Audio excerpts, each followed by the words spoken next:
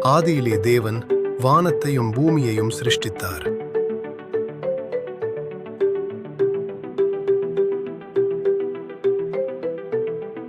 முதல் நாளில் தேவன் வெளிச்சம் உண்டாகக் கடவது என்றார். வெளிச்சம் தோன்றியது. தேவன் வெளிச்சத்தை இருளிலிருந்து பிரித்தார். இரண்டாம் நாளில் தேவன் வானத்தை உருவாக்கி மேலுள்ள தண்ணீரையும் கீழுள்ள தண்ணீரையும் பிரித்தார். மூன்றாம் நாளில் தேவன் தண்ணீரை ஒன்றாகச் சேர்த்தார். உலர்ந்த நிலம் தோன்றியது. செடிகள், மரங்கள், பூக்கள் வளரத் தொடங்கின. நான்காம் நாளில் தேவன் பகலை ஆள சூரியனையும் இரவில் ஒளிர நிலாவையும் நட்சத்திரங்களையும் உருவாக்கினார்.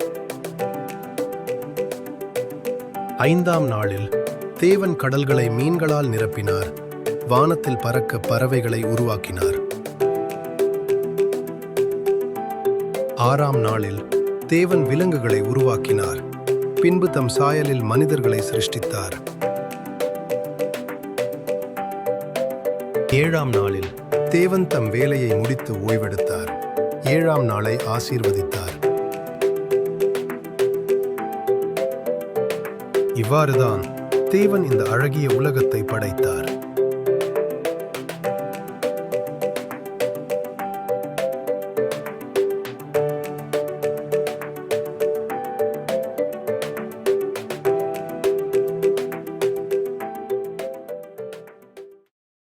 சிருஷ்டிப்பை பார்ப்பதன் மூலம் இயேசுவே நம் சிருஷ்டிகர் என்பதை நாம் அறிகிறோம்.